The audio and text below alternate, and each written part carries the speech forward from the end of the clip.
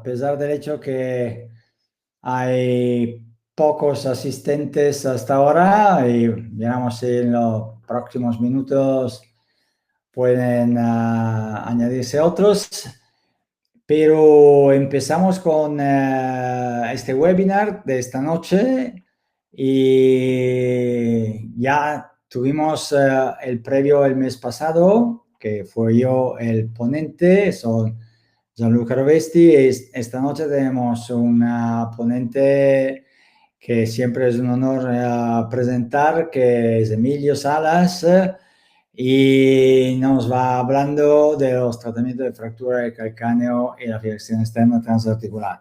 Es un placer siempre tener a Emilio porque yo creo que él tenga casos siempre muy buenos, pero aparte de buenos, los tratamientos son siempre muy ingeniosos, son siempre muy... yo entiendo siempre que son pensados, no son así para como pasa, sino con un pensamiento que la valoración del caso de una manera correcta, buena, por lo cual Emilio realmente fue mi alumno en el primer curso de la diplomadura de traumatología de la Complutense, y esto siempre es algo que yo digo cuando voy introduciéndolo, que siempre es bueno, ¿no? Tener un alumno que haga cosas mejores de los maestros, por lo cual esto significa un buen progreso, un buen camino. Unos detalles son estos. El próximo, que es el último de este año, webinar va a ser el 13 de noviembre y tenemos Riad Khatib de México, que nos va hablando de artrodesis de carpo, por lo cual lo podéis poner en vuestra agenda. Y si tenéis dudas, preguntas, todo, hay la columna a la derecha donde podemos poner las preguntas. Simplemente podéis poner el texto en esa columna. ¿Vale? Después que tenemos unas interrupciones de publicidad, solo 3 y son 30 segundos cada. Vamos con esta primera y después de esta interrupción Emilio va a empezar con su charla.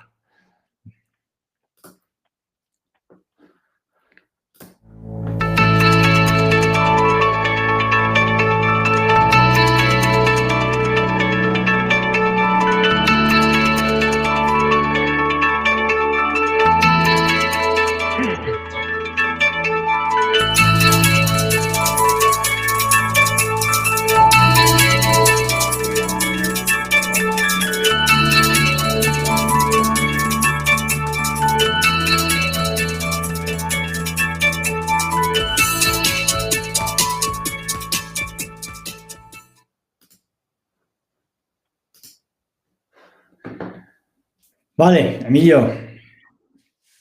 Sí. Puedes empezar. ¿Qué hacemos? ¿Damos un minuto de cortesía por si acaso empieza alguien más o empezamos ya? Da igual. Empezamos ya. Ya estás Empezamos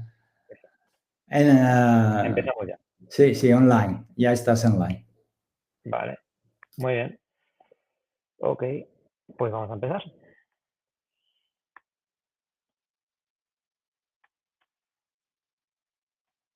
Vale. Me imagino que se ve bien, ¿no? Ya Lucas se ve bien, no me veo, no sé si se ve o no. Se ve. Vale. Perfecto. Vale, pues nada, muchas gracias a los que han asistido. Entiendo que no sé las horas en las que estáis. Yo estoy en Canarias, son las 7 de la tarde aquí. Muchas gracias a Jan Mayora por invitarme, como siempre. Muchas gracias a Gianluca. Yo creo que cuando él me dice que he superado al maestro, yo creo que gracias, es cortesía. Yo aún creo que no, pero muchas gracias igual. Bien, hoy voy a hablar de un tema que presenté hace un par de años en el Congreso del GEBO, que es un congreso que hay en Madrid. Fue una presentación corta, pero obtuvo como un premio a la mejor comunicación. Yo creo que es un tema bastante interesante y es un tema que, pues, a lo largo del tiempo de haber tratado fracturas de calcáneo y complicaciones sobre todo, que es lo que más me ha hecho aprender en traumatología, pues he cambiado un poco la visión, ¿no? de cómo hacer tratamientos de este tipo de fracturas. Vale, vamos a empezar con un poquito de anatomía. No voy a dar una charla de anatomía, así que no. Perdón. ¿Se ve? Porque ahora dejé de verla. A ver. No, ahora no. Ahora no. ¿Qué ha pasado ahora? Vuelve ¿Por y qué se ha empieza de desvalorado? nuevo. Vuelve al principio de la... Perdón, ¿eh? Y ahora se dejó de ver. Ahora. ¿Ahora se ve? No, Vale. Un segundito solo. Que está aquí como... ahora, ¿Ahora? ahora estás compartiendo pantalla y ahora se ve, pero no en modalidad presentación. Ok, ahora sí. ¿Ahora tampoco en presentación? No, no, ahora está bien. Venga, perfecto. Bueno, lo que os estaba comentando, no voy a dar una charla con mucha cantidad de anatomía, porque no hace falta, porque eso para eso están los libros y ya seguramente habrá un conocimiento anatómico, pero bueno, sí que es importante que analicemos un poco el hueso calcáneo, ¿no? Pues a nivel de cómo se relaciona con otros huesos de la articulación tibiotarsal y con todas las estructuras músculo-ligamentosas que actúan sobre el calcáneo, ¿no? Entonces, principalmente a nivel óseo, el calcáneo se relaciona con el astrágalo, ¿vale? Que lo veis aquí, y con el hueso cuartal o tarsiano número 4, que es este de aquí. Es básicamente con los dos que tienen interacción, ¿no? En la mayor frecuencia de patologías asociadas al calcáneo suelen ser traumáticas. No es un hueso que se fracture normalmente, es un 1 o un 2% de las fracturas que se suelen producir, pero sí que es verdad que casi el 90% de las fracturas son traumáticas. Hay un pequeño porcentaje de fracturas que son de estrés, sobre todo en perros de competición, ¿vale? Y ahora explicaré un poquito por qué se puede producir. Las fracturas de calcáneo pueden ser en diferentes partes del hueso, pueden ser proximales, cerca de la inserción del gastronemio, o pueden ser más próximas al hueso cuartal o relacionadas con fracturas de astrágalo, combinadas con fracturas de astrágalo. Y el sistema de estabilización más frecuente que se utiliza o el que más utiliza los veterinarios son agujas con bandas de tensión, agujas colocadas evitando el tendón del gastronemio, intentando evitar el tendón del gastronemio, con una banda de tensión que va a contrarrestar la fuerza de tracción que presenta la musculatura del gastronemio, la musculatura poplítea. Vale, a nivel de, esto es un gato, a nivel de estructuras músculo-ligamentosas que tenemos asociadas al calcáneo, pues como podéis comprobar hay bastantes músculos que se insertan porque al fin y al cabo el calcáneo es el punto de brazo de palanca donde toda la musculatura extensora del tarso se inserta y luego continúa hasta los metatarsianos y falanges, ¿no? Entonces, hay diferentes tipos de músculos, cada uno, pues, la gastronemia con su cabeza lateral medial, hay parte de inserción del bíceps femoral, o sea, tiene una inserción muscular bastante importante. Y si podéis ver ahí, realmente los puntos libres del calcáneo, que en esa zona que veis aquí, no sé si habéis, bueno, me imagino que todos tendréis experiencia quirúrgica, pero si no alguien no la tiene, esta zona de aquí tiene una superficie cartilaginosa parecida a una articulación donde el tendón del gastronemio pues se va a bascular para evitar dañarse, ¿no? Pues los puntos de inserción de los implantes normalmente pues lo ideal es colocarlos fuera de esa superficie articular o no articular porque no es una articulación, pero bueno, es una superficie de contacto. El mecanismo por el cual se pueden producir las fracturas de calcáneo, aparte de las fracturas traumáticas, tiene una explicación en las fracturas de estrés, quiero decir, sobre todo a los perros de competición, ¿no? Y es que si tenemos el gastronemio que tracciona y la tibia que empuja, el gastronemio tracciona del calcáneo y la tibia empuja sobre el astrágalo, si realizamos un análisis de la carrera de un perro de competición en giros, en círculos, lo que se produce es que si giran en sentido contrario las agujas del reloj, la extremidad izquierda va a sufrir una carga, ¿vale?, que puede causar un impacto del astrágalo sobre el calcáneo. Y si hay un fallo a nivel del hueso que soporta el astrágalo, que es el central del tarso, y colapsa contra el calcáneo, se puede producir una fractura a este nivel. ¿Bien? Esa es la razón principal de las fracturas de estrés. ¿Vale? El mecanismo de funcionamiento girando en un circuito de carreras o en perros de caza que hacen giros muy bruscos. Este es un artículo donde compara un poco, lo he mostrado no por la comparación con la resonancia, sino simple un poco por las imágenes que salían, que eran bastante interesantes de analizar, y compara un poco lo que es el análisis anatomopatológico del tarso, el tibiotarso, y las imágenes de resonancia. Pero bueno, a mí lo que me interesaba era mostraros un poco cómo es la estructura del calcáneo, que si os fijáis es un hueso porque tiene una cortical normal en su parte más central, pero conforme nos aproximamos a las zonas exteriores y anteriores y posteriores, la parte cortical es bastante más gruesa, ¿no? Y si os fijáis aquí, en una posición de flexión, cómo reposa el tendón del gastrocnemio sobre la superficie del calcáneo, dejando solo 2 puntos libres, que son esos 2, y un punto anterior, que es este. Con lo cual, esto nos, básicamente lo que nos sirve es saber exactamente dónde tenemos que posicionar las agujas para evitar problemas a nivel de la superficie del Emilio, calcáneo con el tendón del gastrocnemio, por lo cual es un sitio bastante específico Emilio, de colocación de implantes. ¿Sí? si necesitas usar el mouse, puedes ¿Sí? hacerlo, pero tienes que moverlo hasta que el mouse al final es más grande del normal y en ese momento se puede mirar. Si tú lo Yo estoy giras, viendo mi puntero moviéndose, lo que no sé si se ve. no, no se ve, pero si tú lo haces moviéndolo hasta que se pone más grande, cuando se pone más grande, los vemos. Sí, pero el problema es que es algo, se ve más grande un tiempo y deja de verse. Ah, sí, cierto, esto es así, pero esto es como funciona. Entonces, no puedo estar haciendo esto Ah, continuamente. no, Bueno, lo no, puedo no, hacer, pero vamos. solo si necesitas Vale, comentar vale. algo en concreto, ¿vale?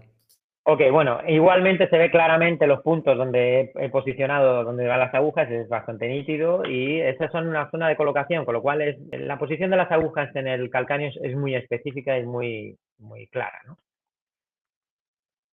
Luego, lo que tenemos que tener en cuenta son los mecanismos que actúan sobre el hueso calcáneo, que al final es el que, como he dicho antes, soporta prácticamente toda la tensión de flexo-extensión del tibiotarso, ¿no?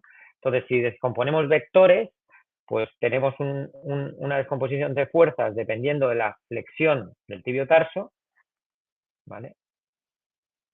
Con lo cual, el calcáneo sufre una carga de fuerzas bastante variable que va a depender mucho de cómo está posicionado la extremidad, en qué momento de flexión o extensión. Si encima de eso le sumamos que el paciente puede ponerse en diferentes posiciones él mismo, al final la cantidad de fuerzas que va a soportar el calcáneo es muy grande, ¿no? Y eso es importante tener en cuenta por una serie de puntos que vamos a explicar ahora. Bien, como os he dicho antes, la posición de las agujas es muy clara, que es ahí, bien.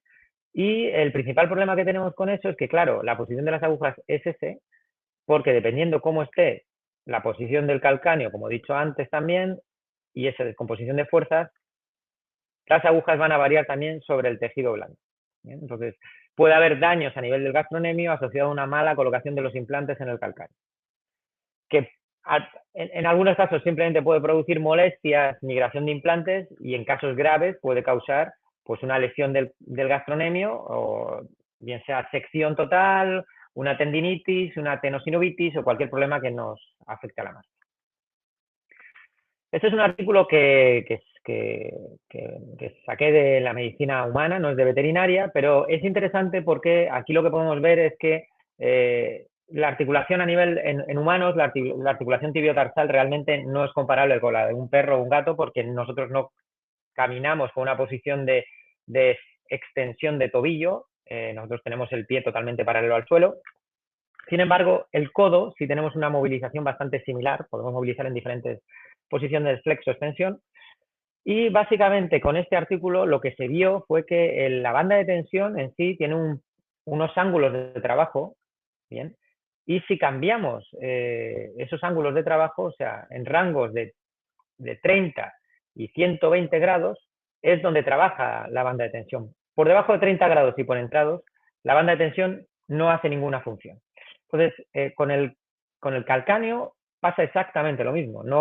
Es un hueso igual, se comporta igual que el olecranon, y tiene una inserción muscular del tendón del tríceps, pues el calcáneo del gastrocnemio, con lo cual no hay un estudio que nos lo vaya a demostrar, pero sí que tenemos que pensar que si el olecranon sufre modificaciones, esa fijación de cerclaje y banda de tensión, con agujas, pues en el calcáneo tiene que ser algo similar. Entonces, no va a trabajar en todo su rango de flexo-extensión y de la misma manera, ¿no? Aparte, vamos a analizar una serie de artículos donde, pues bien sea por estabilizaciones, simplemente para ver qué tipos de estabilizaciones se usan más, o qué mecanismos hay que asociar a una estabilización de calcáneo para asegurarnos que no haya un problema, pues nos puede dar algunas pistas, ¿no? Este primer artículo es un artículo donde vamos a analizar los diferentes tipos de fijación que se hace para ayudar a la estabilización de una lesión del gastrocnemio. No es de una fractura de calcáneo, pero es de la inserción del tendón del gastrocnemio en él, con lo cual el mecanismo de inmovilización para este tendón va a ser el mismo que para el hueso calcáneo, quiero decir a nivel biomecánico, ¿no? Entonces, con este artículo, que utilizaron diferentes sistemas de estabilización, lo que vieron, o lo que yo os voy a resumir que se vio, fue que da igual el sistema de estabilización o de inmovilización tibio-tarsal que utilicéis de bloqueo, todos son igual de efectivas para evitar la flexión del tarso, ¿vale? Y todos, en todos los casos, el tendón, para que no sufra tensión, o sea, para que no haya una tracción del gastrocnemio sobre el calcáneo, el ángulo de bloqueo tiene que estar por encima de 150 grados, ¿vale? Si el bloqueo es por debajo de 150 grados, la contracción isométrica del gastrocnemio va a traccionar del calcáneo en mayor o menor medida, pero hay que pensar que un músculo se contrae aunque tú inmovilizas la articulación. Entonces, esa pequeña contracción que sufre el músculo puede afectar a esa estabilización que hay desde el calcáneo. Así que, si queremos hacer una estabilización que nos proteja el calcáneo de cualquier tracción por parte del gastrocnemio, tenemos que saber que tiene que estar bloqueado mínimo a 150 grados. ¿Bien? Eso es un poco lo que quería sacar de este artículo y explicar. Hay artículos en veterinaria más actuales, donde se ven pues tipos de bloqueo permanente de la articulación tibiotarsal no tan aparatosos y a lo mejor un poco más simples, como este, que es un recopilatorio de diferentes casos a lo largo de los años. Es un artículo bastante interesante donde colocan placas de bloqueo para estabilizar la articulación tibiotarsal. Las pueden utilizar por lateral, como veis aquí, a ver si me sale lo del aquí, o por medial, como veis aquí, bien. El calcáneo está más lateralizado que medializado, con lo cual de primeras puede ser más fácil estabilizarlo por lateral. El problema que tenéis es el peroné, entonces no sé, realmente yo esta técnica no la he utilizado nunca, no sé cómo me sentiría más cómodo. Lo que sí sé es que si tenéis complicaciones asociadas a esta técnica, pues realmente puede haber bastantes problemas bastante graves, ¿no? Porque como veis aquí, esto fue complicaciones que se mostraron en el artículo, que es básicamente aflojamiento de implantes con reacción en la inserción del calcáneo del tendón del gastrocnemio, y luego esta, que es esta de acá, que es una infección, una osteomielitis, porque el problema que tenemos con la zona del calcáneo es que tiene muy poca cobertura muscular, con lo cual está muy a flor de piel, con lo cual las molestias pueden causar lamido por parte del paciente, migración de bacterias y se pueden producir osteomielitis más fácilmente. Y si tienes una osteomielitis a este nivel, pues fijaros la formación de hueso intentando fusionar la articulación y cómo ha quedado el calcáneo aquí, perdón. Y cómo ha quedado el calcáneo en su estructura, ¿no? No me daría mucha confianza que el orificio, sobre todo el más distal, no fuese un punto de concentración de fuerzas donde por ahí se pudiese fracturar el calcáneo. Yo, a la hora de inmovilizar tibio-tarso, sea para lesiones de calcáneo, de gastrocnemio o cualquier lesión que tenga astrádalo o tibia distal que sea imposible de reducir o no, o se reduzca de una manera un poco compleja y necesita una estabilización externa, me baso en fijación externa transarticular, ¿vale? Esto es un fijador externo transarticular para una lesión. Esto es un caso antiguo, por eso no tiene anillos de carbono que tienen menos interferencia radiológica. Pero bueno, era una lesión por mordida del tendón del gastrocnemio y utilicé un sistema de fijación transarticular articulado. ¿Qué ventaja tiene este sistema? Este sistema tiene la ventaja de que realmente, en este caso sí, porque tiene bloqueado el calcáneo, porque no está afectado con una aguja roscada, pero se pueden hacer estabilizaciones y liberar el bloqueo para conseguir una vuelta progresiva a la actividad, controlando de manera totalmente controlada la movilización del tibiotarso. O sea, podemos evitar la flexión con una barra de bloqueo y conseguir que solamente haya flexión hasta 150 grados, ¿vale? O podemos nosotros hacer rehabilitación, como estamos haciendo aquí, que era para antes de quitar el sistema, pero es un ejemplo, rehabilitar la articulación del tibiotarso para evitar una lesión en la articulación, ¿vale? Porque sí que es verdad que una articulación bloqueada, al final todo el mecanismo de flujo del líquido articular se va a ver alterado y empieza a desencarnarse una situación de inicio de degeneración articular. Vale, este otro artículo es un artículo que se hizo en perros, este es de humana, pero se hizo en perros, donde al final lo que hicieron fue analizar un poco cómo se modificaba el gastrocnemio con unos sensores, estos son unos sensores de tensión o de fuerza, y que hicieron analizar cómo se modificaba el gastrocnemio con bloqueo y sin bloqueo, ¿no? Y básicamente lo que se vio fue un poco lo que hemos dicho antes, que si el músculo gastrocnemio o la musculatura extensora siempre va a tener tono, siempre va a haber contracción aunque haya bloqueo de la articulación, y que en el punto donde más tensión hay es cerca del tendón del gastrocnemio, perdón, cerca del calcáneo. Cuanto más te acercas al calcáneo, la tensión y la fuerza es mayor. Tiene lógica porque la zona más distal o más alejada del calcáneo es más muscular, la zona más cerca del calcáneo es más tendinosa. Y luego lo otro que se ve en ese artículo es que realmente en el único momento donde no hay tensión del gastrocnemio es en el momento del balanceo del paso. Si os fijáis aquí, en el vídeo inferior, cuando el paciente eleva la extremidad, en esa extensión, ahí es donde no hay tensión del gastrocnemio. En el resto del paso siempre va a haber tensión del gastrocnemio. Entonces, como siempre va a haber tensión, la única manera de liberar la tracción del calcáneo va a ser que ese tendón esté totalmente laxo. Y la manera de conseguir que ese tendón esté laxo es, como hemos dicho antes, no haciendo un bloqueo por debajo de 150 grados. Vale, este caso es un caso de un ejemplo de lesión del tendón del gastrocnemio, para que veáis un poco un caso en particular. Este caso fue un caso que me llamaron para intervenirlo en Tenerife, en otra isla, un compañero que pues llevó el dueño, el paciente a peluquería, le pasaron la peladora seccionó la piel, parece ser que lesionó también parte del tendón, no se dieron cuenta, la carga de peso hizo que terminase de romper y se produjo una lesión total del tendón. ¿Vale? Entonces, si os fijáis aquí, se ve el tendón desinsertado del gastrocnemio, ¿no? Entonces, en este caso se plantearon diferentes tratamientos. Yo siempre que hago tratamientos un poco complejos, siempre le doy todas las opciones al propietario, una artrodesis, una amputación o una fijación transarticular articulada. La amputación, evidentemente, lo tienes que dejar para el final, no tiene sentido, antes hay que hacer artrodesis. Pero bueno, yo planteo todas las opciones con todas las complicaciones, todos los problemas y el gasto económico asociado, ¿no? Este caso me hizo gracia porque se planteó en un grupo de traumatología y casi todo el mundo optó por la artrodesis, ¿no? Entonces, este compañero, que es un compañero que lo conozco hace muchos años, pues no sé, me dejó hacer la fijación transarticular cuando es verdad que es un perro muy pequeñito y a lo mejor pues una lesión crónica del gastrocnemio, porque llevaba un tiempo, pues puede dar problemas. Este es el paciente después de estabilizar con un fijador transarticular.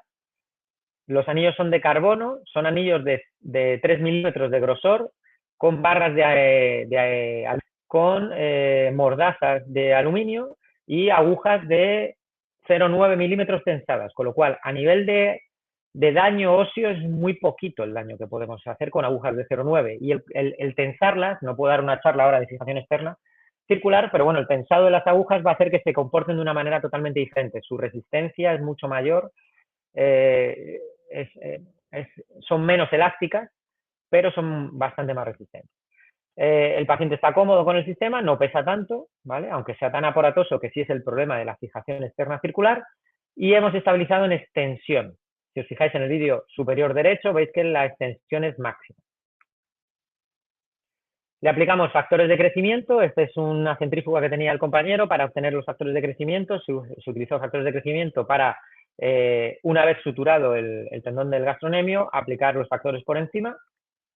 Y se dio tratamiento con láser, ¿vale? Láser para rehabilitación, que se utiliza también, pues, diferentes protocolos para conseguir una mejora de la cicatrización. Esto es un seguimiento ecográfico del tendón.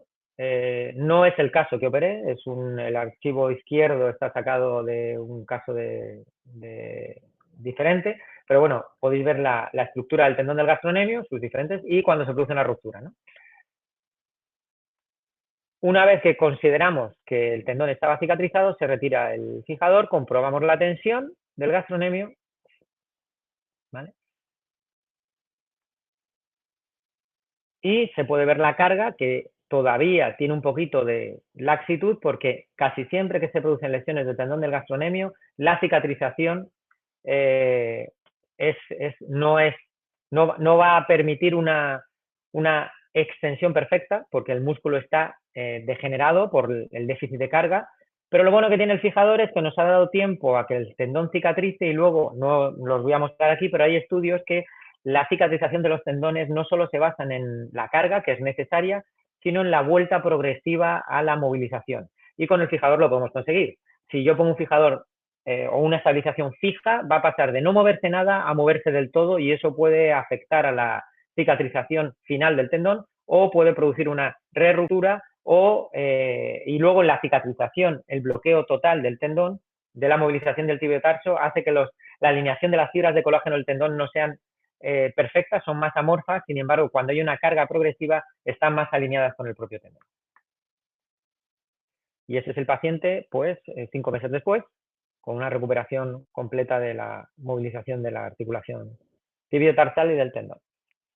Entonces, este caso lo muestro un poco porque para mí yo creo que ahora mismo sigue siendo mucho mejor intentar movilizar articulaciones permitiendo una movilización temprana, y eso solo se consigue con fijación transarticular con posibilidad de articulación, nada más. Vale, este otro caso es un caso donde, pues, se analizan los diferentes, es un protocolo de cómo tratar una lesión del calcáneo, ¿no?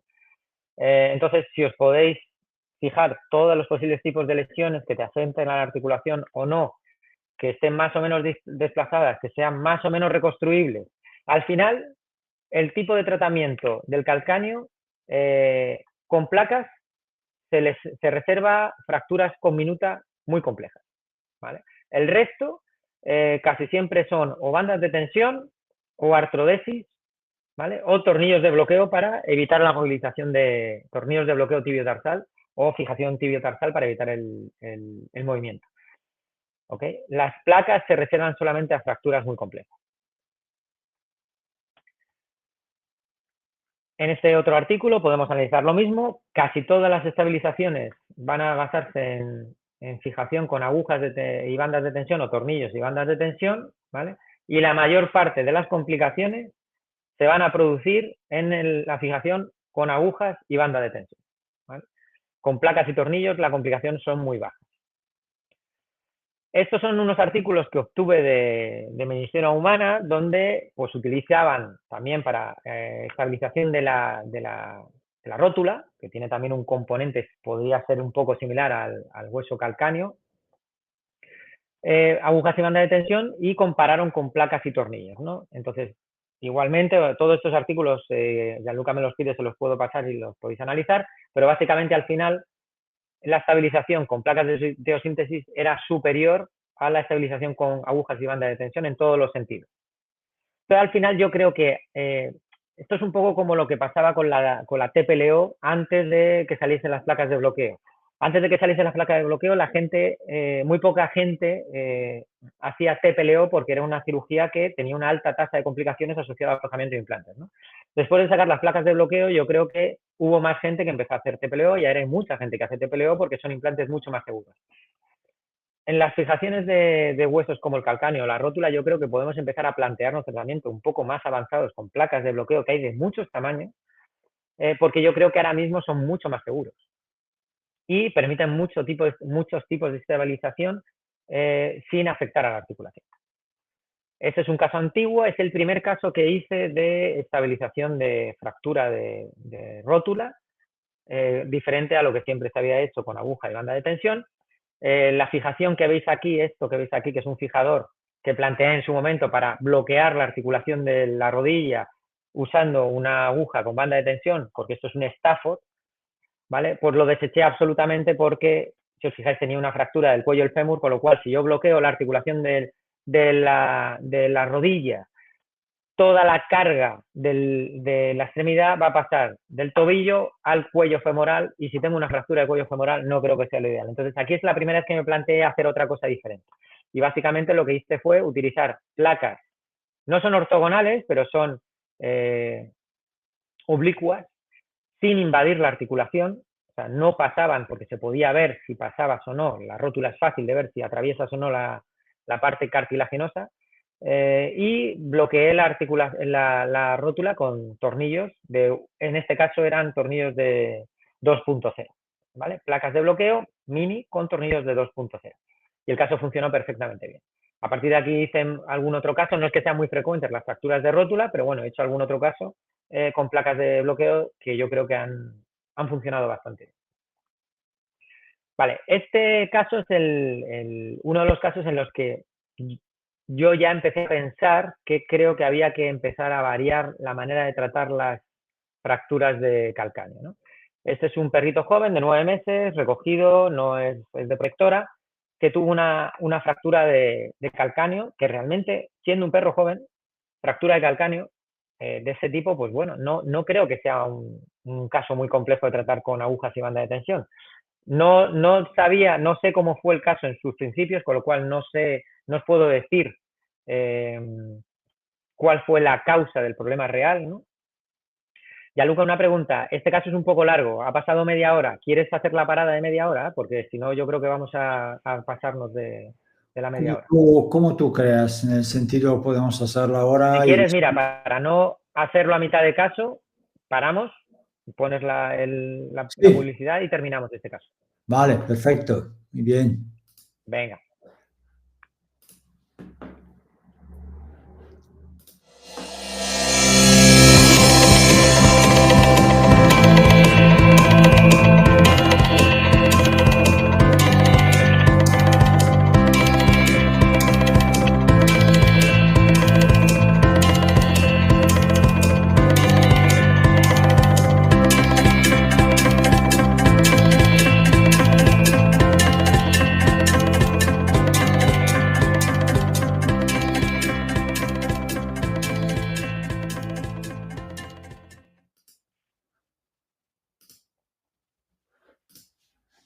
¿Ya?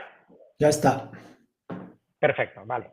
Bueno, perdón por no haberlo hecho antes de empezar, pero bueno, como os iba diciendo, este caso no sabía muy bien cómo había evolucionado, pero en el fondo, a nivel de puntuación, es un perro biológicamente con una puntuación alta, no es un perro muy grande, muy No, pesado, no hay tiene la una charla fractura. ahora. ¿Perdón? No hay la charla, no se ve la charla ahora. No se ve la charla. Vale. A ver, está compartiéndose igual. Voy a dejar de compartir, vuelvo a empezar a compartir.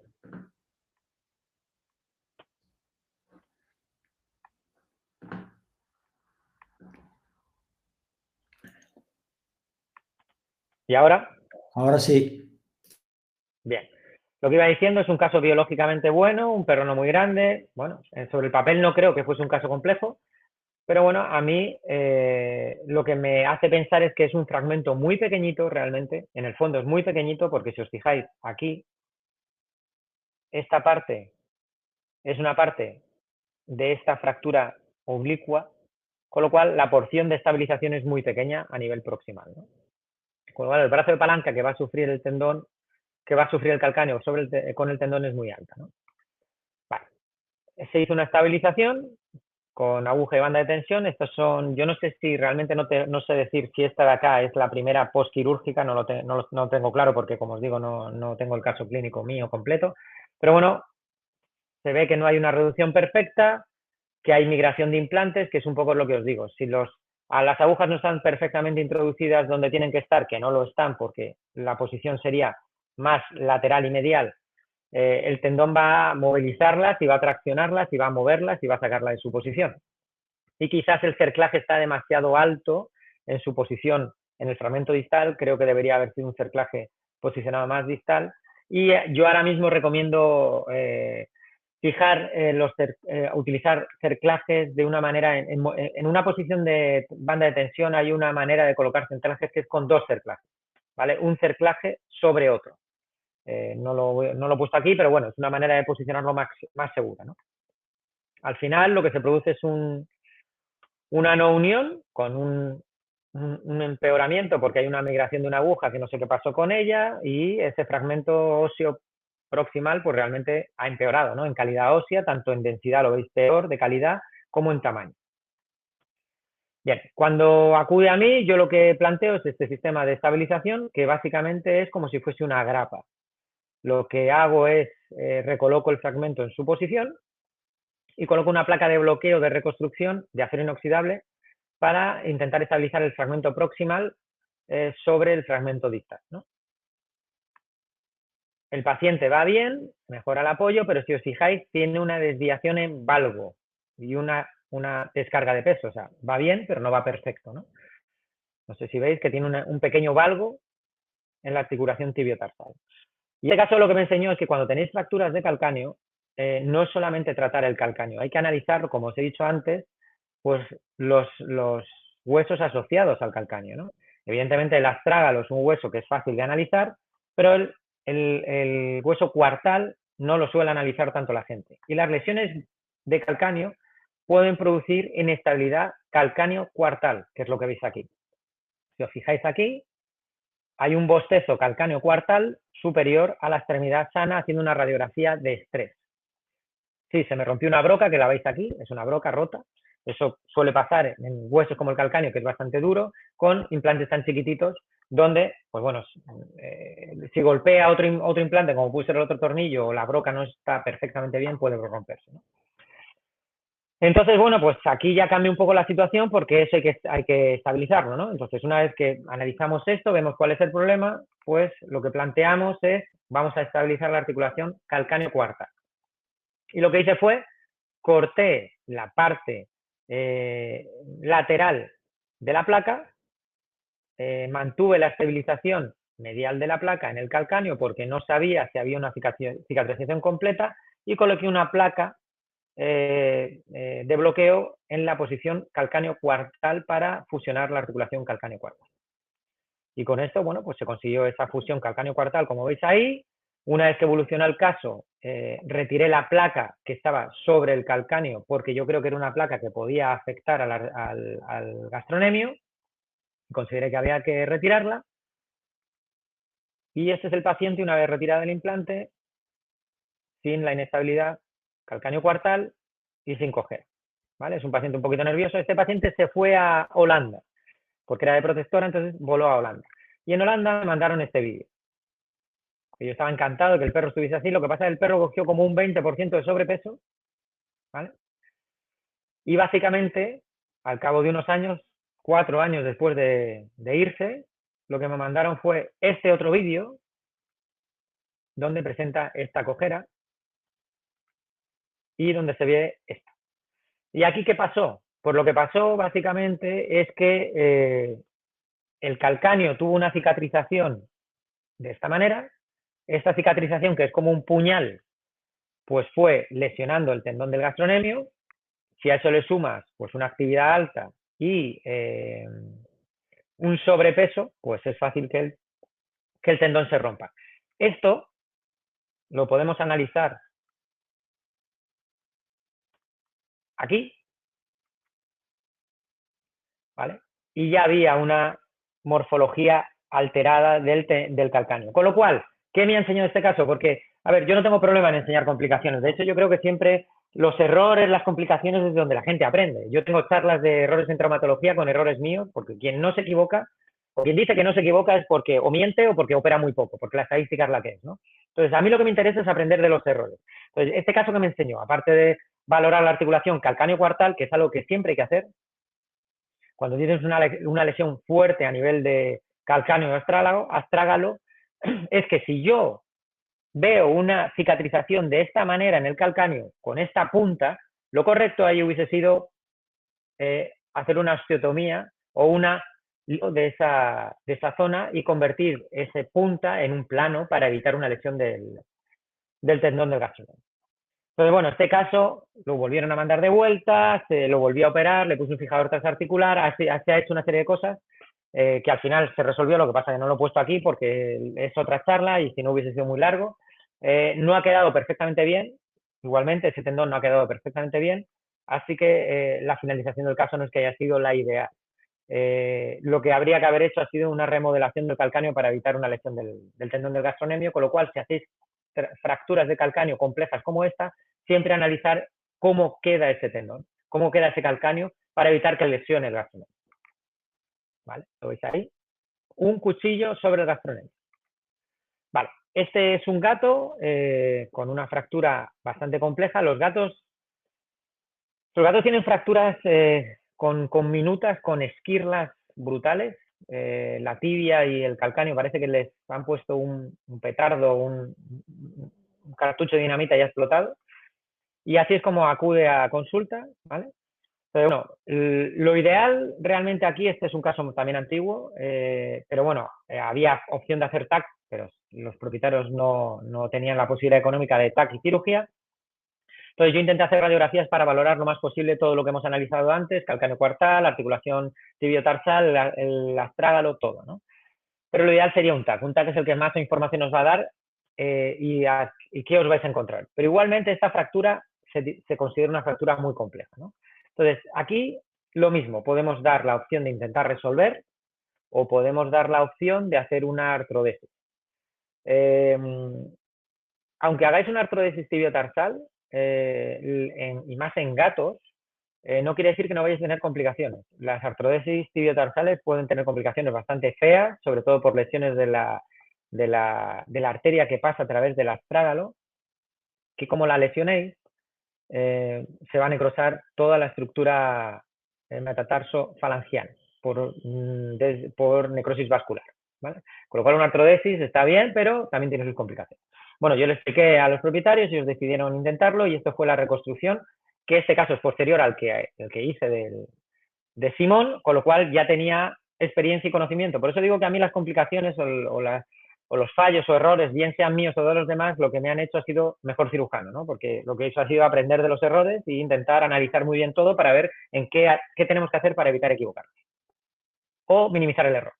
Bueno, en este caso lo que hice fue reconstruir con agujitas los fragmentos de calcáneo, como veis aquí y aquí. Utilicé una aguja intramedular para estabilización temporal, que luego dejé, pero era una aguja pensada para alinear el calcáneo, y luego una placa bloqueada de reconstrucción con tornillos de 1.3 milímetros y 1.7 milímetros, ¿vale? Y también había tornillos no bloqueados de 1.5 milímetros. Este es el paciente a los 12 días. La ventaja que tenemos con los implantes actuales es que son muy estables, dan mucha estabilidad y los sabéis utilizar, con lo cual los pacientes están muy cómodos. Y el apoyo temprano es lo que va a hacer que todo vaya bien, ¿vale?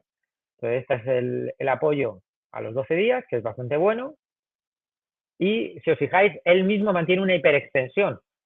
O sea, la naturaleza es sabia. Nosotros podemos hacer muchos estudios, hacer muchos papers, pero al final tenemos que basarnos en qué pasa en la naturaleza, ¿no? Y si la naturaleza hace que no apoyes y haces una hiperextensión de tobillo, por algo es, ¿vale? Vale, entonces vamos viendo la evolución de la cicatrización del calcáneo. ¿Ok? Ahí se ve. No es fácil de analizar, pero se va viendo consolidación ósea. Y vamos retirando implantes progresivamente. O sea, lo que estamos es Desestabilizando, no dinamizando. Decir dinamizamos es un error, se desestabiliza. Desestabilizar implica que yo permito que vaya entrando en el foco de fractura que se está consolidando todas las fuerzas que afectan a esa fractura.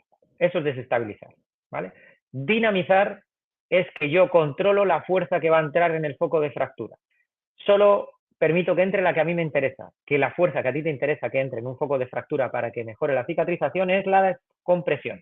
Con lo cual, cuando tú dinamizas una fractura, solo lo puedes hacer con sistemas externos. Bueno, en placas yo creo que ahora han diseñado placas que permiten dinamizar, pero ahora mismo con los fijadores externos circulares y con el lineal dinamizable, que es un fijador externo específico, puedes permitir hacer compresión dinámica en el foco de fractura. Eso sí es dinamizar. Lo que hacemos aquí es desestabilizar.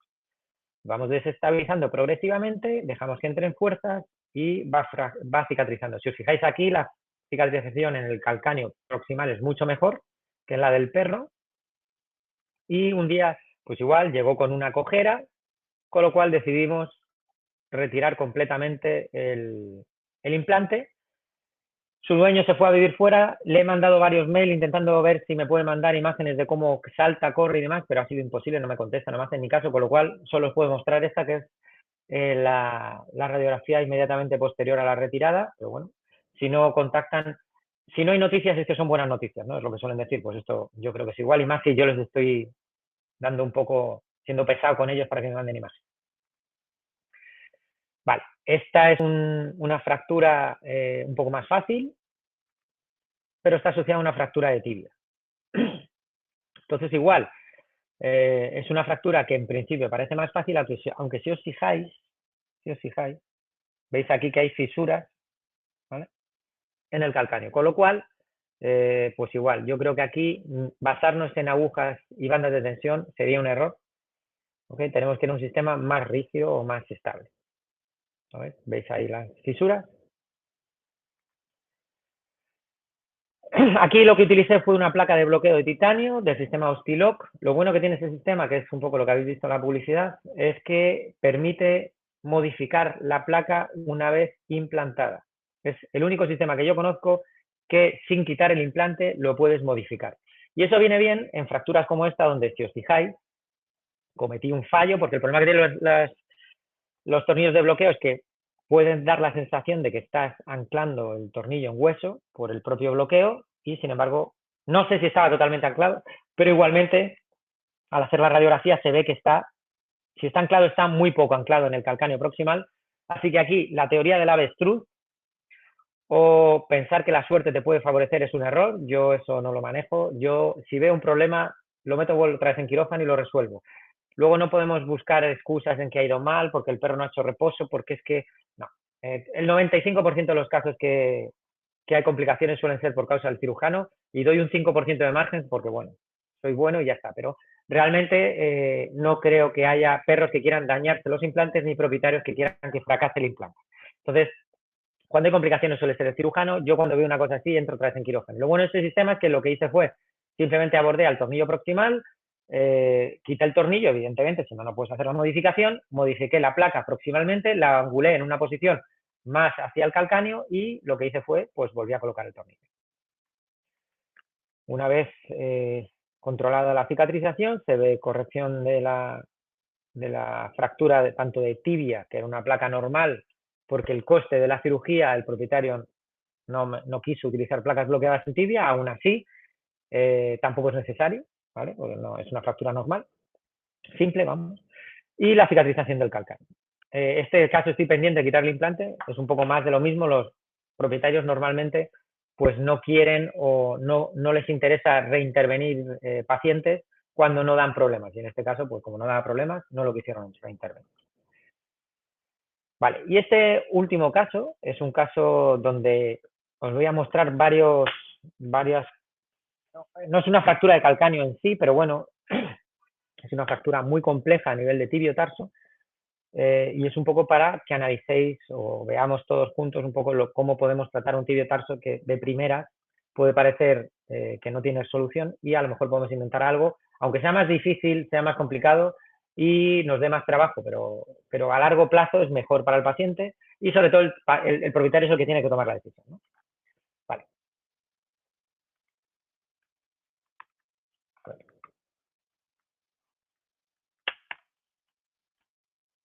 Perdón.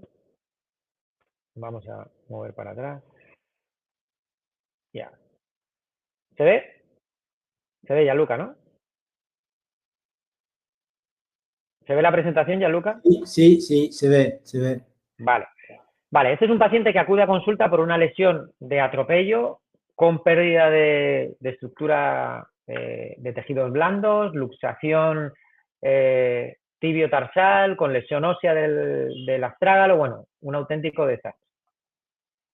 Entonces, bueno, lo que básicamente les valorando la inervación de esta lesión y valorando la vascularización de la lesión, si no, no tiene sentido seguir. O sea, si no hay vascularización y no hay inervación, no tiene sentido intentar un tratamiento avanzado aquí. Entonces le expliqué las opciones, que es básicamente lo mismo, que es amputar, artrodesis, fijación transarticular. Lo que pasa es que si nos planteamos una artrodesis, hacer una artrodesis aquí, con este grado de lesión de tejido blando es una locura. Así que lo que puedes hacer es plantear lo que yo planteé, que es una fijación transarticular. Lo que pasa que, bueno, la podemos plantear transarticular articulada, que no afecta mucho a la estabilización. Y si va bien, ¿vale? Pues podemos evitar la artrodesis y si no va bien y hay dolor transarticular, o sea, hay dolor tibio-tarsal, pues lo que podemos plantear es una artrodesis, pero ya con una estructura músculo-ligamentosa cicatrizada sin riesgo de infección.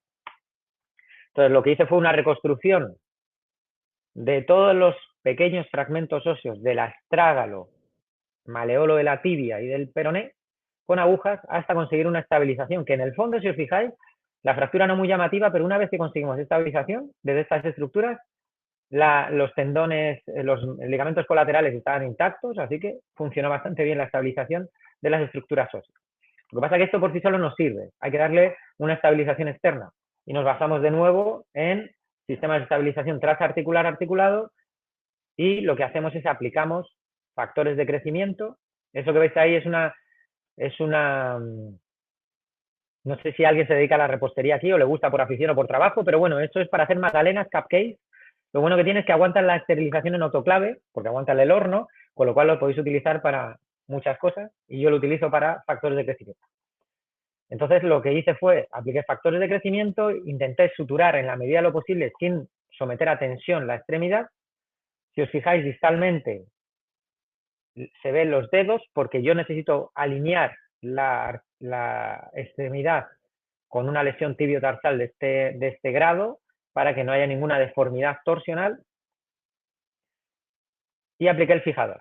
El fijador tiene un anillo de aluminio proximal y un anillo de carbono distal, porque lo que me interesa sobre todo es ver la zona distal, ¿vale? Aunque puse un anillo, y yo doy cursos de esto, yo doy cursos con Gianluca, yo aprendí todo esto gracias a Gianluca, pero yo imparto cursos de fijación circular y aquí cometí un error, que es pensar que la posición del anillo proximal era lo suficientemente distal para evitar un problema en la zona poplitea. Hay anillos específicos 3/4, anillos que no son completos para evitar ese problema, para liberar la zona de flexión de la rodilla y que no haya una interacción con el anillo. Yo no lo usé, así que lo que me tocó fue pagar por ello. Pero bueno, antes de eso, lo que hicimos fue, aparte de la estabilización, aparte de los factores de crecimiento, aparte de todo lo que se hace, es artrodiastasis. Si os podéis fijar aquí, la articulación está abierta, ¿lo veis? Esto no es un accidente, esto no está causado porque la estabilización la hice mal, esto lo hice queriendo. O sea, lo que hice fue una distracción de la articulación tibio-tarsal.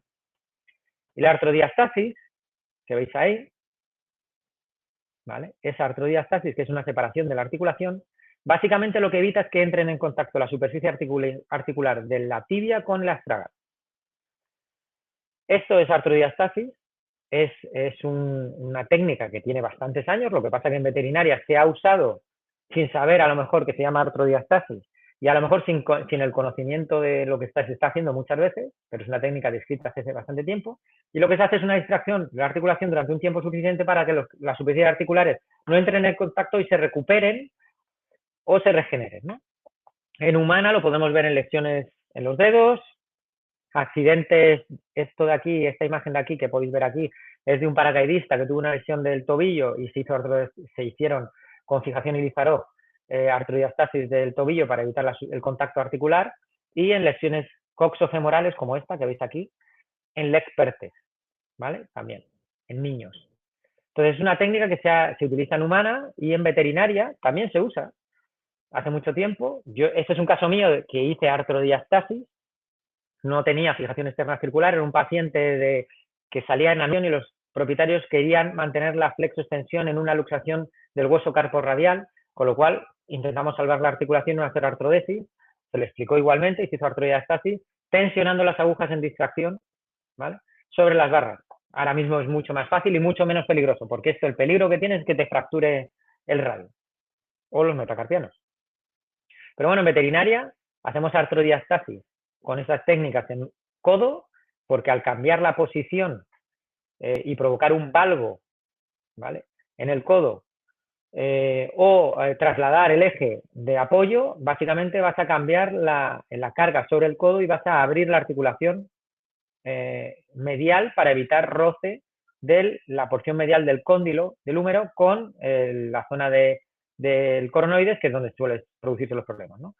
Y yo se lo planteé a Gianluca, se lo planteé hace tiempo, ¿no? Esto es un artículo de 2019, se lo planteé antes de este artículo. Le dije, oye, ¿por qué no planteamos hacer artrodiastasis en codo, ¿no?, para intentar tratar las displasias de codo, intentar evitar el problema de OCD de codo y de todos los problemas de codo, ¿no? Y sacaron al poco este artículo, que es, pues eso, una distracción articulada del codo, que sobre el papel seguramente funcionaría, lo que pasa que realmente hacer tratamientos de fijación transarticular en pacientes con predisposición a tener lesiones de codo, como el labrador, poniéndole un fijador externo circular del húmero al radio, lo pongo en una balanza de complicaciones y beneficios y no lo sé. ¿Se podría hacer un estudio? Se podría hacer. Yo ya, quien quiera hacerlo que me lo diga y yo colaboro, ¿vale? Pero yo no voy a ser el responsable de él. Se lo dije a Gianluca y yo creo que él, haciendo el mismo ejercicio de inteligencia que yo acabo de hacer ahora, me lo propuso a mí y él me dijo que él participaba, ¿vale? Así que nada, yo lo ofrezco, cualquiera que quiere intentarlo lo podemos hacer. Bueno, el paciente pues tiene un buen apoyo. El problema es lo que os estaba comentando antes de la zona poplitea, ¿no? El anillo proximal está muy cerca de la zona poplitea. ¿Lo veis ahí? Que está rozando la zona poplitea. Así que lo que me tocó es, si yo causé el problema, yo asumo la consecuencia, pago por ello. Me cargué el anillo, que es un coste económico, convertí un anillo 360 en un anillo 3/4 cuando hay anillos 3/4, ¿vale?, para liberar esa zona y evitar el problema ahí. ¿Ok? Otra cosa que puede pasar con esto es que, si son casos remitidos, que el veterinario vende la zona en 360. Entonces yo siempre les digo lo mismo, tenéis que respetar la forma del anillo, no me podéis cerrar 360 el anillo cuando es un anillo abierto, ¿no? Bueno, el paciente acude a revisión así, a su veterinario, y me dice, mira, es que va mal. Y digo, bueno, pues mándamelo, a ver qué está pasando. Y básicamente lo que pasaba era esto. O sea, a ver, yo hago un tratamiento avanzado con todo lo que hago. El problema de los casos que son de otras clínicas es que yo no llevo el seguimiento de las curas, y esto era el principal problema, ¿no? A ver, una gasa que es cartón nos va a decir que el vendaje que se está haciendo es muy malo, ¿no? Entonces, lo que no podemos hacer es, una fractura con una lesión abierta de tejidos blandos, no hacer un buen tratamiento de los tejidos blandos, ¿no? Entonces, lo que hice fue, les hice un tutorial en fotos cómo había que hacer la cura. Entonces, por eso, cuando os digo que la mayor parte de los errores que se producen son causa del cirujano, aquí me incluyo. O sea, el error principal que hubo es que esto lo tendría que haber hecho antes. Este serial de fotografías lo tendría que haber hecho antes y haberle dicho, mira, así se tratan las lesiones de curas. Aunque quede un poco, no sé, prepotente, pero es mejor hacerlo que evitar el problema. Y evitar el problema, perdón, que tener el problema, ¿no? Entonces le mandé esto, después de esto todo mejoró. El paciente, con mi anillo roto por mí, empezó a mejorar la carga, se empezó a cicatrizar y a granular el tejido lesionado y retiramos el fijador. ¿Presenta una anquilosis en flexión? Todos los casos de fijación transarticular van a tener reducida el rango de flexión, todos, carpo o tarso. pero a nosotros nos interesa que el paciente tenga una buena extensión para que toque el suelo y sobre todo que no haya dolor en la movilización tibio-tarsal, ¿vale? Esta es la radiografía y como podéis comprobar, se ven dos cosas. Una, que la mayor carga de tensión se produce en proximal porque toda la amortiguación de la articulación se va a trasladar a proximal, por eso hay esa reacción periostal y esa rotura del implante, y que esta articulación para nada se puede considerar una articulación sana, ¿no? Es una articulación que está degenerada. Bien, radiológicamente veo muchísimas articulaciones degeneradas en artrosis. Clínicamente, pacientes sin clínica. Articulaciones degeneradas sin clínica. Me da igual, yo no trato radiografía, yo trato paciente.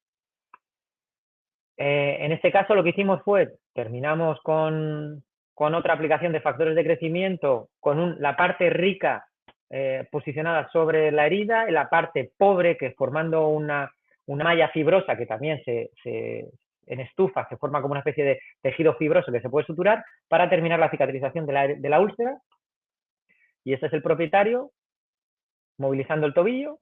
Y si podemos mirar la cara del paciente y cómo mueve la colita, ¿vale? ¿El tobillo no tiene una movilización perfecta? Correcto. ¿Hay una leve inestabilidad? Es verdad, pero el paciente no tiene dolor, ¿vale? Entonces, a nosotros lo que nos interesa es que esa articulación se mueva, el paciente la use, pero sobre todo que no haya dolor.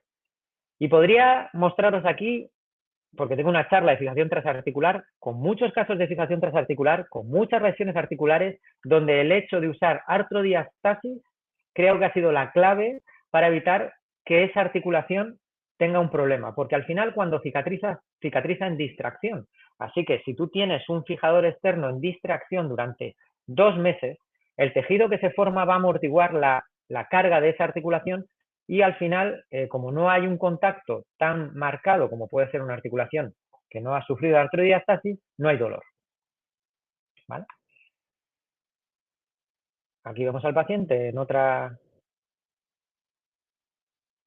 vídeo de recuperación, donde presenta una leve cojera, sí. ¿Que puede ser mecánica? Yo creo que sí, porque el apoyo es perfecto.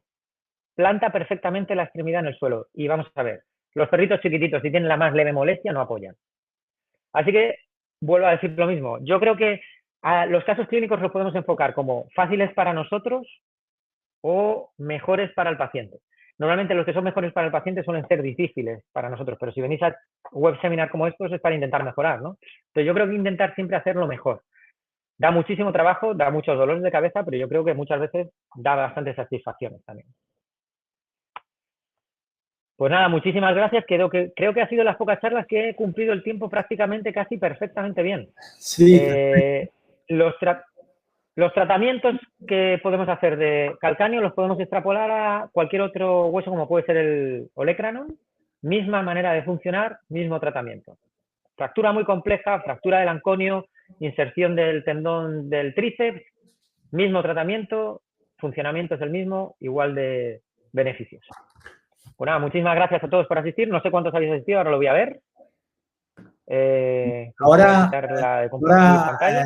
Emilio, ahora tenemos la última interrupción para publicidad y después puedes contestar a las preguntas y si hay nuevas preguntas, por favor, si la ponéis en el texto en la columna a la derecha, podéis escribirla de manera que Emilio pueda al final contestar.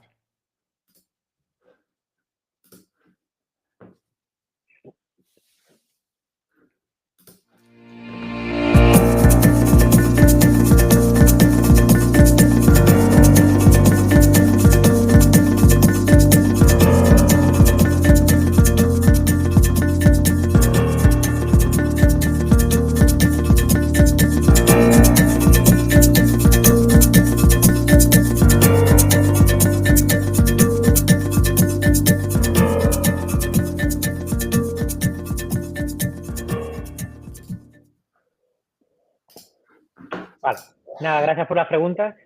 A ver, Marco, realmente no te puedo dar no te puedo decir experiencia en grado de éxito, ¿no? Yo puedo hablar por mis casos. Para mí, todos los casos que he operado con fijación transarticular articulada, que he permitido la carga progresiva controlada por mí y he controlado el ángulo de la articulación bloqueada usando factores de crecimiento, todos han sido un éxito. Todos, sin excepción. Tengo una charla de fijación transarticular que yo no sé si la he llegado a presentar en Web Seminar, no me acuerdo, la verdad, porque ya he hecho varios y no me acuerdo, pero tengo una casa, y Gianluca la ha visto varias veces, donde se ven muchísimos casos de fijación transarticular, donde hay lesiones del tendón, como os he mostrado aquí, y han funcionado. Tengo un caso que no he traído, pero que presentaré el año que viene en el GEBO, en el Congreso del GEBO, de una rotura que yo creo que es muy superior a nivel de dificultad de estabilización, de una rotura del tendón rotuliano de 9 meses de evolución en un saluki, que es como un galgo, ¿vale?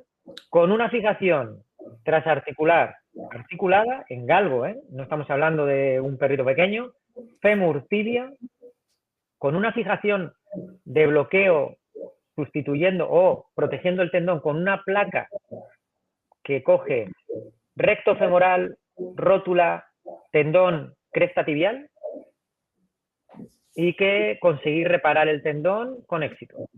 Conseguí que el tendón cicatrizase y fuese funcional. Entonces yo creo que los tendones cicatrizan.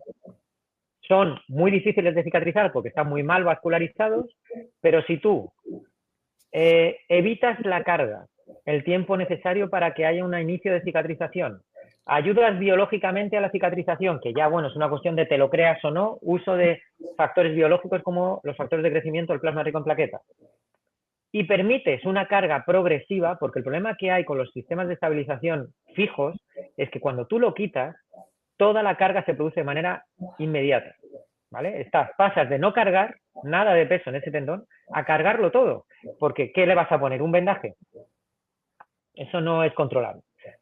Sin embargo, la fijación transarticular que yo uso, yo le voy dando un rango de flexoextensión controlado absolutamente por mí. Entonces, yo puedo permitir que el grado de flexión pase de 160 a 155. De 155 a 150, de 150 a 140, a 130, y voy aumentando el grado de flexión, porque yo puedo bloquear la movilización de las rótulas de las articulaciones de ese fijador de manera progresiva. Entonces, yo creo que esa es la clave. La clave es la suma de estabilización, el tiempo suficiente para un inicio de cicatrización con un aporte biológico, vuelta progresiva a la actividad controlada absolutamente. Que eso en humana, en medicina humana te lo hacen con rehabilitación, y en medicina veterinaria es imposible hacerlo sin un sistema de control externo como una fijación transarticular articular, ¿vale? Da igual que el tendón lo tengas ahí arriba, porque la fijación te lo vas a poder traer de manera progresiva a la zona de sutura, te va a costar, pero te lo vas a poder traer y vas a estabilizarlo en extensión máxima, que es donde va a tener que estar, porque esa contractura muscular no te va a permitir otra cosa. Para yo poder acercar el tendón rotuliano a su posición en el saluki, tuve que utilizar el sistema de fijación lineal dinamizable que permite hacer compresión poniendo una aguja roscada sobre la rótula, una aguja roscada sobre la cresta tibial, y con el sistema lineal dinamizable fui traccionando el tendón de manera progresiva porque de manera manual era imposible. Pero lo conseguí, lo puse en su posición, lo suturé y lo estabilicé. Y ha ido bien. Entonces yo creo que sí es posible, lo que pasa es que tienes que hacerse de una manera perfecta. Todo lo que no sea de manera perfecta seguramente pues dé complicaciones o sea más difícil de conseguir el éxito de la estabilización. No sé si te he respondido a la pregunta o quieres preguntarme algo más. ¿Hay una segunda? Sí, por eso, pero le iba a dar tiempo a él si quería preguntar algo a esta primera pregunta. Sí, pero tienes que ponerlo en el texto, por lo cual si puedes mientras contestar la segunda. Vale. Vale. Cuando hay infecciones, puedes usar factores de crecimiento sin problema. De hecho, el factor de crecimiento parece ser que tiene un componente bacteriostático, ¿vale?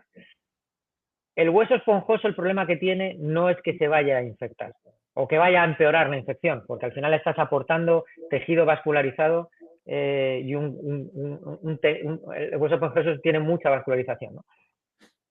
O tiene mucha sangre en sí mismo, ¿no? El problema que hay con el hueso esponjoso es que realmente desde que tú lo sacas de su lecho de extracción hasta que tú lo implementas o lo injertas en la zona de objetivo, es que se va muriendo ya. ¿Vale? Hay células que fallecen solamente en la transición. Una vez que tú lo colocas, lo tienes que colocar y no tocarlo, porque como hagan lavados, como seques, como lo que sea, también se va a estropear. Y luego, si hay algún tipo de lesión que necesita compresión, si tú pones hueso esponjoso y comprimes, tienes que tener cuidado, porque la compresión sobre el hueso esponjoso lo necrosa. Entonces, el hueso esponjoso es muy delicado. Entonces, si se puede colocar, se puede colocar. ¿Yo lo colocaría? Sí, porque lo más malo que te puede pasar, esto es como la condroprotección, como los omega 3 y bueno, los omega 3 a lo mejor no tanto porque sí hay análisis, metaanálisis que ven que es funcional y que sirve, ¿no? Pero la condroprotección, constitución sulfato y glucosamina, cuando yo la recomiendo siempre digo lo mismo. Lo más malo que te puede pasar es que la pongas y no sirva de nada. Pues el hueso esponjoso, lo más malo que te pueda pasar, hombre, a no ser que seas un animal y fractures la zona de recogida de la esponjosa o se te infecte la zona de recogida de la esponjosa, lo más malo que puede pasar es que se reabsorba y no sirva de nada. ¿Vale? Esa es mi opinión. Pero la infección no creo que empeore por hueso esponjoso. Lo que va a pasar es que el hueso esponjoso tiene menos posibilidades de funcionar si hay infección. Vale, muy bien. Gianluca, ¿alguna pregunta tú? Que tú siempre me haces preguntas interesantes. Bueno, por lo menos esta charla espero que estés más de acuerdo que la última, que ha sido la primera vez que me has dicho no estoy de acuerdo en nada de lo que has dicho.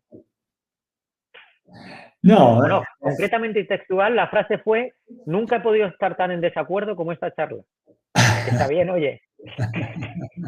Pero te lo tengo que yo recordar. creo que Tienes sí. derecho a decirlo y yo tengo derecho a recordártelo. No, yo creo que siempre, tú sabes, hay maneras diferentes, ¿no? De Evidentemente. valorar los casos y todos, pero yo creo que en estos casos lo que sí hay, digamos, tenemos un poco la idea, ¿no? De todo es que ¿tú te acuerdas cuando en el Congreso de Jevo me comentaste que Brian Bill dijo que la fijación externa para él es inútil porque él hace todo con fijación interna, con placas? Sí. Sí. Y te acuerdas que mi respuesta fue, ok, coméntale a Bill que la razón por la cual él no necesita fijación externa es porque él va tratando casos más sencillos de los míos. Sí. Es decir, No me acuerdo si se lo dije, realmente. sí, ok, vale, Más que nada porque pero solo, no quiero problemas. Ya, Lucas, yo creo que tú ya por sí mismo tienes bastante, ya, sin que yo te ayude. sí, sí, sí. No, creo que estos casos nos dicen algo, nos dicen que estos tratamientos, por supuesto, si el cirujano le va proponiendo solo artrodesis en caso de fractura de este tipo, por supuesto puede usar solo placas, pero esto no es conseguir el tratamiento de la articulación, es tener una solución alternativa que no es lo mismo que el reprístino funcional de la articulación. Por lo cual, Sí, a ver, en este sentido, yo creo que en este sentido, los casos que nos enseñaste, que yo creo que son muy buenos, es porque el uso del figador como protección, como gestión postoperatoria, como opción de proteger osteosíntesis a mínima con medios que no pueden aguantar las cargas completas después del tratamiento, son casos muy llamativos. ¿Por qué? Porque son los casos que nos dicen, yo lo puedo salvar esta articulación, pero por supuesto no le puedo poner una placa. ¿Por qué? Porque si le pongo la placa, le voy haciendo algo que no es volver a la articulación o intentar salvar el salvaje de la articulación, sino hacer algo diferente. sí, a ver, un poco para intentar resumir la charla, ¿vale? En las dos partes, ¿no? Yo creo que aquí lo que nos tendría que quedar, un poco nos tendríamos que quedar con la idea es de los tips que yo creo que yo aprendí en su momento cuando monté la charla, ¿no? Yo siempre aprendo como más aprendo es cuando enseño, ¿no? Entonces, los tips que nos tendríamos que dar es, para mí, las fracturas de calcáneo creo que habría que tratarse con placas y tornillos. Me da igual que sea una fractura simple o una fractura compleja. Para mí, ahora mismo con los implantes bloqueados que hay, creo que es mucho mejor tratar con placas y tornillos sin utilizar la zona de apoyo del gastrocnemio sobre el calcáneo. Eso es así.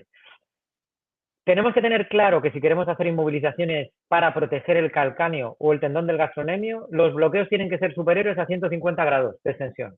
Eso nos ha quedado clarísimo también. Esas dos ideas las tenemos que tener súper claras, porque que tú bloquees un tibiotarso no significa que no haya una contracción muscular asociada que tire del tendón o tire del calcáneo. Así que la única manera es evitar, tenemos que conseguir que el tendón esté laxo, porque no puedes bloquear la contracción isométrica muscular. Lo que sí puedes conseguir es que ese tendón esté tan flojo que aunque haya pequeña contracción muscular, no pase nada, porque no está tirando. Eso es el resumen de todo lo que sería el tema de calcáneo, ¿no? Y luego el tema de la fijación transarticular en lesiones graves o no graves, da igual. Creo que es un sistema que si combinamos la opción de hacer artrodiastasis, de poder hacer movilización progresiva, es una herramienta espectacular. Yo creo que yo he hecho casos que no podría haber hecho, sinceramente, de otra manera, si no hubiese sido por fijación transarticular articulada. Y que luego, que el propietario sea el que decida. Tú le pones en una mesa al propietario, mira, tengo todas estas opciones, elige. Y con los pros y los contras, que elija. Yo, una de las cosas que siempre digo es, si a ti te dicen la opción de salvar tu muñeca o salvar tu tobillo, aunque te dijesen que a lo mejor te tenemos que volver a operar en un futuro, ¿la coges o no? Yo siempre diría que sí. Pues esto es un poco la fijación transarticular. De hecho, la fijación transarticular en casos extremos, al final siempre les he dicho que es, bueno, hacemos esto y si no va bien, pues tenemos un tejido sano para afectar una artrodesis, ¿no? Pero con la misma te escapas de hacer la artrodesis. Todos los casos he evitado la artrodesis. Es lo único que puedo decir en mi mano y con mi experiencia. Vale, muy bien. Si no hay otras preguntas, podemos cerrar este webinar también. Os recuerdo que el próximo va a ser el 13 de noviembre, el doctor Riyad Khatib de México, que nos va hablando de artrodesis de carpo. Y como siempre, agradezco muchísimo a Emilio para su charla y para su input en todos estos asuntos y temas que siempre tienen los detalles, los input que nos pueden ayudar en hacer algo mejor de lo que estamos haciendo. Un abrazo. Gracias a todos por asistir. Gracias a todos por asistir. Sé que es difícil asistir a un web seminar porque no es lo mismo que una charla online, perdón, en persona. Y lo único que os diría es que si os interesa alguna charla en particular, esto es como cuando vas a cocinar. Es más fácil que te digan qué quieren comer que tú estar todo el día pensando qué hacer. Entonces, díganle a Gianluca lo que les apetece saber y que Gianluca nos lo traslade a los demás. Intentamos buscar la manera de enseñarlo. Cierto. Gracias de nuevo. Gracias. Un saludo. Luego, gracias. Chao. Chao.